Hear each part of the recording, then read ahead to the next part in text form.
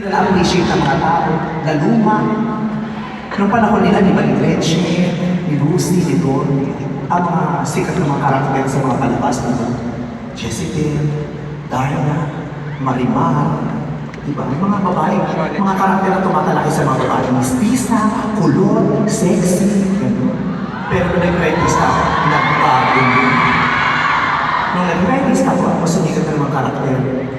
Coco, Annabelle, Shrek, Sadako, nakamputa, nag-usap ko yung diary ng papay. Pagkakang pili ko ng bakit di ka na siya nakasya. Tarantado, di ba? Yun ang mga nauso. Isa pa itong shake natin na hindi matigil-tigil. Hindi yan natigil itong shake natin na hanggang hindi nila nalalaman ko anong klaseng maligno ako. Diba? Ang ganda ng shake natin na virgin pa lang ako may shake natin na doon na ngayon ang luwag-luwag ko na may shake natin na doon pa din. Aminin nyo, sabi ko mami, ano inaantay mo kumamin ako maligno ako para walang kalong shake natin. Naguguluhan ako talaga. Kaya iniisip ko, nakatitig ako sa salamin. Sabi ko, pangit nga kaya talaga ako. Sa habang nag-iisip ako, biglang may sumikat na palabas. Dating gold tadhana. Ano ba yun? Compared na yata. Pero ngayon, confident ako. Iba talaga lang sa loob ko. Feeling ko kaya-kaya ko na magpagtapakan siya kay Angel Oxy, Marian Rivera, tsaka yung babae malaking bibig.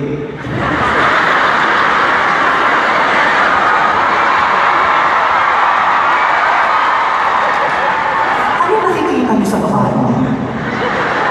Hindi ko, ang dami kong kaibigan lalaki na tuwing makikita ko ang request pa-picture kay Ann Curtis, patuwid naman kay Ann, ano meron tong babaeng to na tarantang-taranta itong mga babae, mga lalaki. Kung alam niyo lang ang kahinaan, just pag nalaman niyo kung ano kahinaan niya, pandidirihan niyo siya.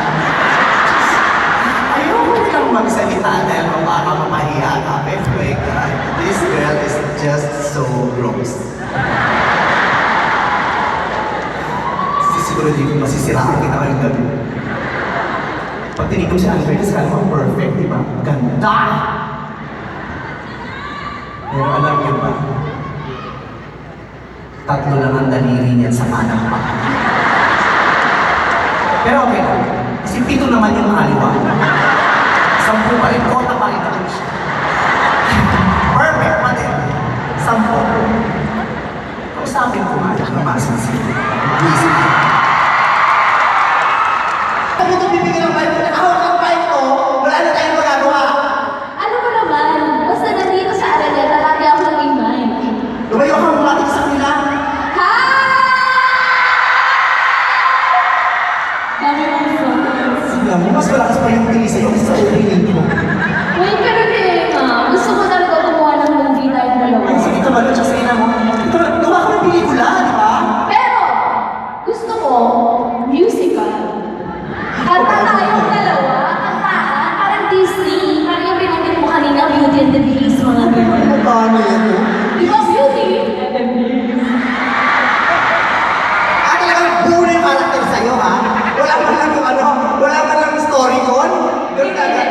Dapat maganda tayo na. Beautiful tayo. Ganda mo nga yun eh. Sleeping Beauty na lang. Sleeping Beauty? Oo. Bakit Sleeping Beauty? Sleeping Beauty, ikaw yung prinsesa, ako yung prinsipe. Tapos di kinakalangan para mamatay kang tuluyan. So gusto mo ano, musical? Oo, musical. O sige, carry lang musical. Pero gusto ko ako si Elsa. Si Elsa? Oo. Elsa. Sige, sino? Elsa ang Frozen. Si Frozen? Si Elsa? Okay lang, sino na yun? Libado na. Sino pa? Ako, mas bet ko si Cinderella. Masikat naman si Elsa kaysa si Cinderella ngayon. Uy, hindi no. Mas sikat si Cinderella. Girl, ngayon panahon na ito kahit mga bata, si Elsa na ang idol. Hindi. Si Cinderella yung pinakasikat na Disney princess. Sino yung kakamuki nga niya kanina? Si Karin, nag-pretend na Cinderella. Si Cinderella talaga yung pinakasikat. Girl, Frozen ang pinaka-latest, no? Frozen. Hindi.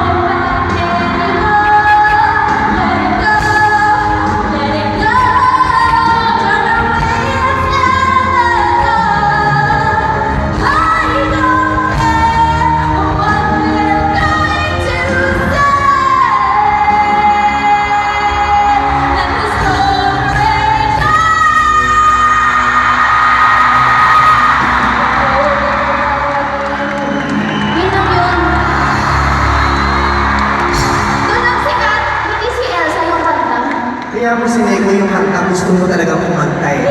Ang topic si Elsa, hindi naman yung kantang Let It Go. Ayaw ko talaga kumanta. Shy nga ako. O, kaya masikat si Elsa dahil sikat talaga yung kanta. O, ang ganda na kanta, Let It Go. Eh, ikaw si Cinderella, ang padoy-padoy ng team song niyo, no? Ano ba team song? Ang chip-chip ng team song ng Cinderella, kumanta pa si Freddie Aguilar. Cinderella, ikaw ay sumpana, kailan ka nila maintindihan? Alam mo ng story, hindi na naiintindihan. Ano yung team song namin? Sumikat lang yan nung kinanta ni Rihanna yung team song. Ano ba yung kay Rihanna? You can say I'm my Cinderella. You can say I'm my Cinderella. Ella, oh. So, siguro at least let it go. At saka, mas bongga talaga si Elsa. Bakit? Oy, si Elsa may superpowers. Kaya na kontrolin ng snow at saka yelo. Cinderella, wala kang superpowers. Uy, meron! Superpowers. Kinakausap niya yung mga daga. May mga kaibigan siya sa daga. Di ba? Kinakausap niya yung mga daga doon. Oh, may superpowers si Cinderella. Hoy, sa panahon ngayon, hindi mo kailangan magkaroon ng superpowers kung para makausap ng daga. Mag-shampoo ka lang, pwede mo makausap ng daga, ng lamok, ng kisame, ng bubong, ng sahig. Sila ulo ko. Kaya si Cinderella, adik yan, ipapahuli mo sa Cinderella, wife mo yan. Masamang influence sa mga bata yan. Anong trip mo lang kakausap ng daga? Tapos pinagmamalaki ka pa? Hindi superpower ang tawag doon, trip. Adik ko si Cinderella, sino ka din tawag makausap ng daga? Gago. Yung dati nga, yung pamatay ng daga, si Dora, naglakwat siya na lang. Para wag kang usapin yung daga. Tapos ikaw kinakausap mo? Ulo ka? Powers niya yun. Superpowers. Oo. Diyos ko. Oo. Hindi ko talaga. Elsa talaga. Bakit?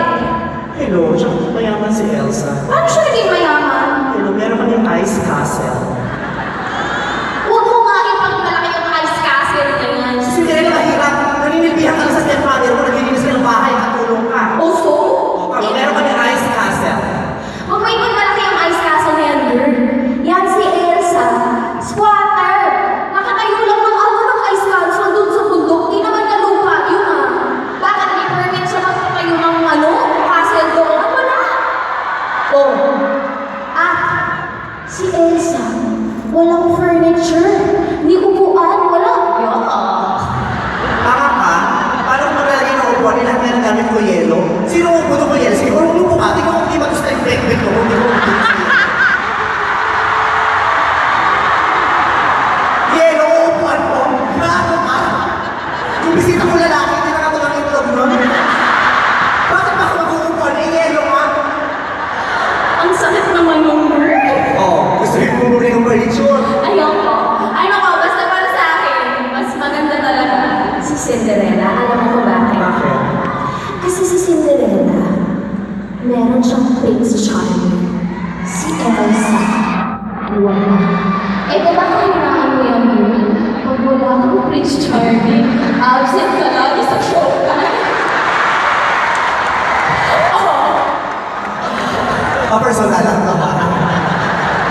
Hoy! Oh. At least ako, mabait. Oh. Hindi ako malandi. Wala akong minsan. Si Cinderella, nakipagsayaw lang ng isang oras sa principal na inlap na. Ano to? PDBDs? At saka bata-bata pa, isang oras lang na inlap na pokpok yan si Cinderella. Bata-bata lang pakasal. At kaya siya pumatong sa prinsipe para yumaman siya. Gold digger yan para may pambili siya ng sapatos sa sakto sa size niya. Mahirap lang si Cinderella kaya di mo aluwag ng sapatos kasi ganun yung mahihirap. Pag bumibili ng sapatos, may allowance. Ganun pala yun. Ganun kami dati. Sige na nga, basta ako, Cinderella ako. Gawa na yung movie. Pag-iisipan ko. Ayoko na. Baka gusto ko na ng FPJ. FPJ. Back to back rin ko kumain. Probinsyano siya, probinsyana.